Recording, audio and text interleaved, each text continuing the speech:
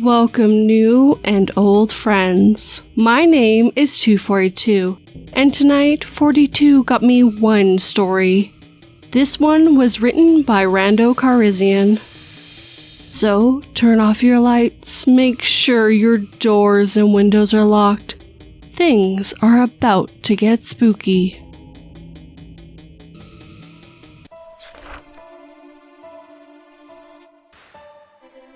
In your stupid arrogance, you have done nothing but murder innocent women. As the terrified villagers felt the fire consume them, they finally understood what happens when you try to burn a real witch.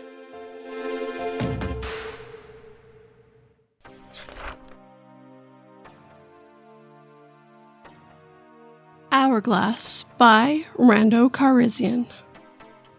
The midnight air was still and cool. A woman sat outside her house on a small wooden bench.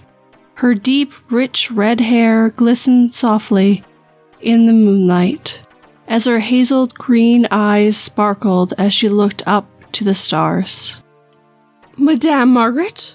A woman's voice shouted out from the darkness. Although the woman was clearly concerned, her voice was gentle. "My lady, what are you doing out here in the middle of the night?" she asked, putting a blanket around Margaret. "You're going to catch a cold," she said softly, almost in a whisper. "Thank you, Janet," Margaret said, looking at her with a half smile. "However, I will be fine," she said, looking up at the stars. Janet looked to the stars as well. "What are you looking at, my lady?" she asked softly. "Time," Margaret replied. "The bitter reality of time. We can run from it, avoid it, hide from it, but when it calls, we answer because it's our master, and we its puppets."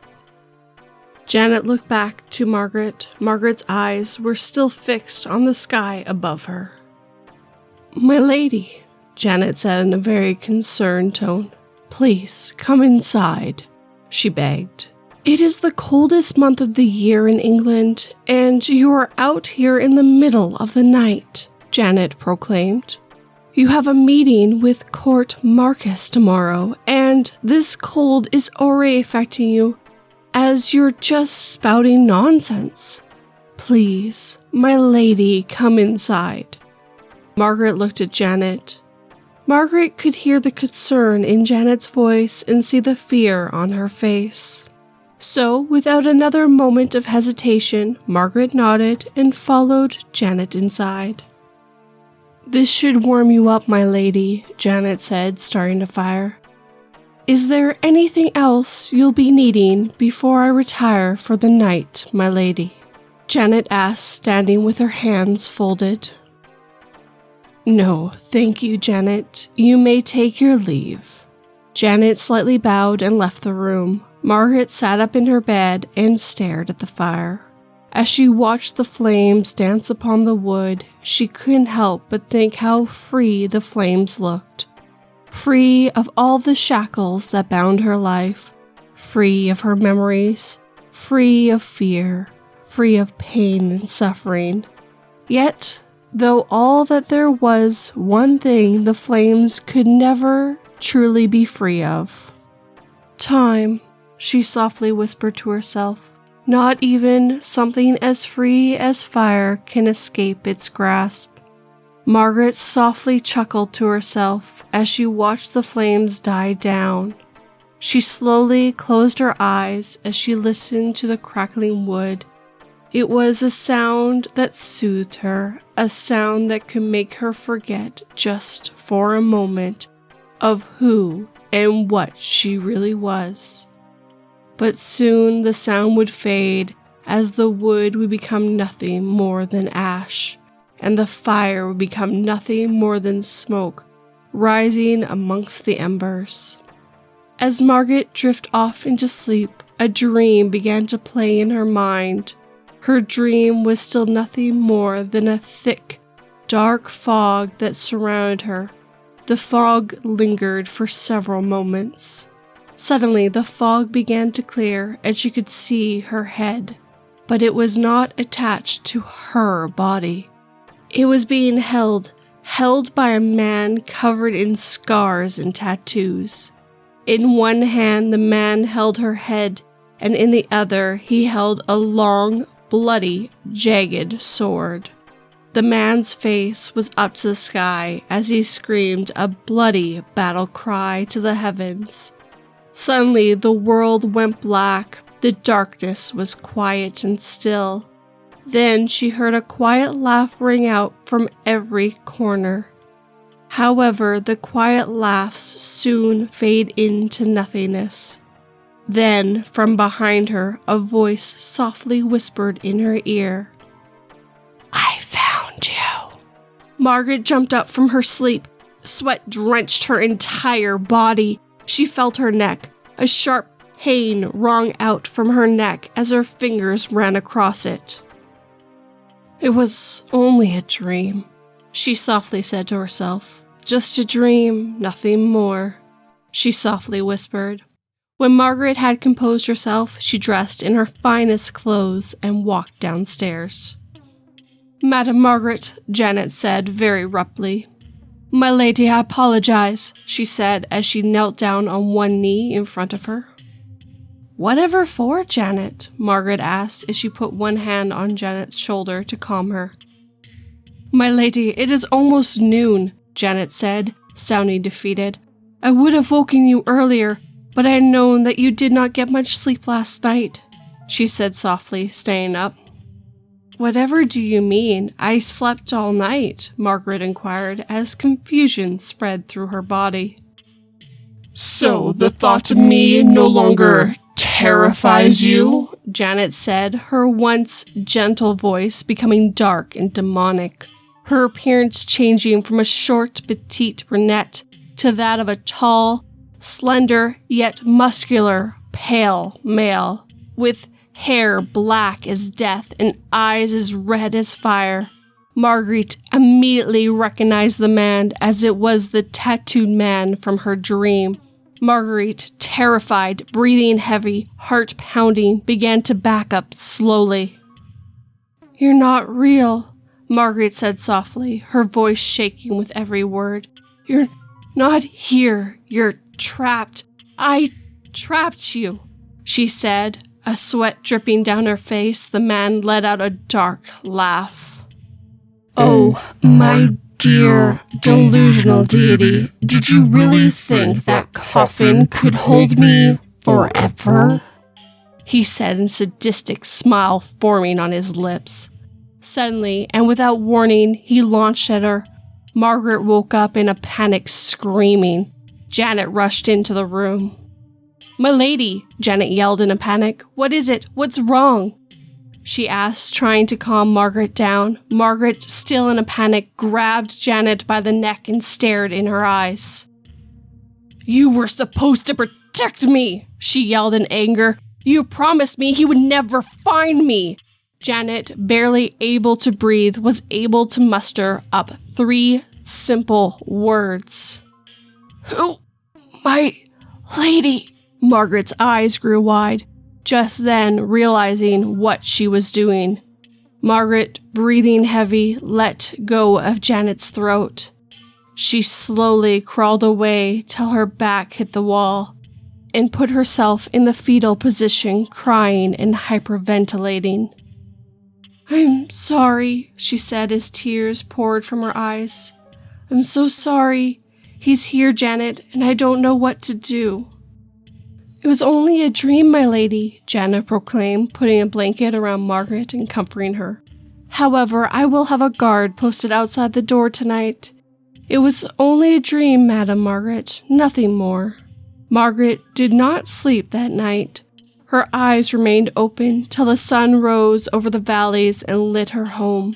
Margaret slowly slid out from her bed and dressed in her finest clothes. She walked down her stairs, out of her house and into her carriage. Janet, sitting on the other side of her, was clearly concerned. "My lady," John said, leaning forward, I can reschedule the meeting with the Count." "No, Janet," Margaret interrupted. "I will be fine," Margaret declared. Janet pushed a slight breath through her nostrils. "Yes, my lady." When they arrived, the court butler greeted them at the door. "Madam Margaret," he said with a bow, "my name is Codsworth, and I am the humble servant to Court Marcus." Margaret slightly bowed as well. "If you ladies would follow me." Margaret and Janet followed Codsworth through a long corridor filled with illustrations of Greek gods and goddesses. However, the only illustration that was not on the wall was that of Medusa. "Count Marcus is through the door," Codsworth said softly. "If you please." When Margaret entered the room, Count Marcus had his back turned to her, as he was staring at a picture of the goddess Medusa. "Beautiful, isn't it?" he asked as she entered the room. "Yes," Margaret said, walking closer to him. "The painting is quite magnificent." "Did you know the picture of Medusa that is usually painted is wrong?" Marcus said, slightly turning his head towards her. "How do you mean?" Margaret inquired. "She is always depicted with a head full of snakes rather than hair, where in reality her hair was as soft as silk and as red as blood," he said as he ran his hands across the painting. "I don't believe I've ever heard that description," Margaret said with a nervous laugh and a fake smile. "Did you know that there's overwhelming evidence to suggest that Medusa was actually a vampire?" he said as he turned around towards her. His hair was snow white, one of his eyes were pale green, and he was clearly blind in the other. He stood at a towering 6'6" with skin as pale as snow. "Count Marcus," Margaret chuckled. "Medusa's a mythical creature." "So are vampires," the Count abruptly stated. "So what's the harm in theorizing?" "I do not believe Madame Margaret wishes to have her time wasted with such nonsense," Janet interjected. "Nonsense!" the Count yelled. "An entire civilization worshipped these idols," he yelled in frustration. "And you call it nonsense?" "My handmaiden did not mean to offend," Margaret said quickly. "She just often likes to get straight to business." "Then punish her. Turn her to stone," Count Marcus said sadistically. "I beg your pardon?" Janet said abruptly. Just then, Janet grabbed Margaret's arm. "I believe it is time for us to take our leave," she said in a rage. And with that, Janet pulled Margaret out of the room. When they were out of sight, a man walked up behind Count Marcus, a man covered in tattoos. "Do you think it could have been any more subtle?" he said, sounding annoyed. "She doesn't know anything," he said back to the man. "No, but soon she will, and when she does, I will enjoy killing her again," the man said with a demonic laugh. Later that day, a knock came at Margaret's door. When she opened it, a man dressed in all black greeted her at the door. "Constable Jameson?" Margaret said, surprised. "What brings you here?" "Madam Margaret," he said with a slight bow. "I hope I'm not interrupting. Janet contacted me. She told me about the rather unpleasant run-in you had with Count Marcus." Margaret simply rolled her eyes. "Nothing to be concerned about, Constable. It was a simple misunderstanding." "Are you sure, my lady?" he interjected. "I could have him arrested. You are the most powerful woman in town because of your family lineage. He is a count because of his wealth. It would be easy to put him behind bars," he said confidently. "Really, Constable, it's nothing I can't handle." Then why is there fear behind your eyes? He asked mockingly. Constable? You're afraid he's escaped, aren't you? He asked with a slight purr. Hades, she said with disgust. Hello, Medusa, and I prefer Beelzebub, he said with a sadistic laugh. You get no such pleasure from me, snake, she spat. Now, is that any way to talk to someone who's trying to give you information? He said as he smiled. I don't need information, she said, turning to walk away. Don't you want to know if he's escaped? If he's coming for you? The devil yelled gleefully. Medusa turned to look at him without fear. She shouted, If Abel has escaped, then I will turn him to stone. For last time he took my head. This time I will take his heart. To be continued.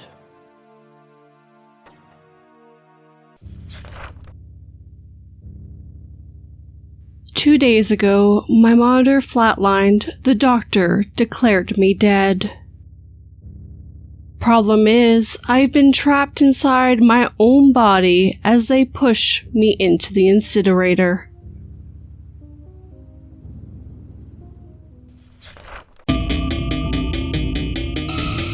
I do hope you enjoyed this story. This was a pick by Rando for his Patreon pick. Tell me what you think down below. I personally can't wait to hear more. If you like this video, hit that like button and make sure it feels it. If you're a new friend, become an old friend by subscribing and turning that pretty little bell to all notifications. I also like to show you this brand new piece of fan art made for me by PA Nightmares. Thank you so much. Now, let us do last week's Sunday Word. I got 2 replies, so I'll read As the Raven Dreams first. Those people that seem to follow all of us small channels and hit the thumbs down button on our videos must truly be rotten to the core. There's truly no other explanation. And I totally agree with you on that one, Raven. Now we'll do silver threads. The world is cotton, a fluffy pillow parade. My egos are rotten. Thank you, Silver, for the little poem. Now for this Sunday word. The word is past, P-A-S-T. It means gone by in time and no longer exists, like the passing of time. If you are on the YouTube channel, all you have to do is post a comment down below and I'll read it next week. If you're on my podcast, go to my tree link and check my Twitter. Find the post for this video and then post your comment there if you'd like me to read your comment.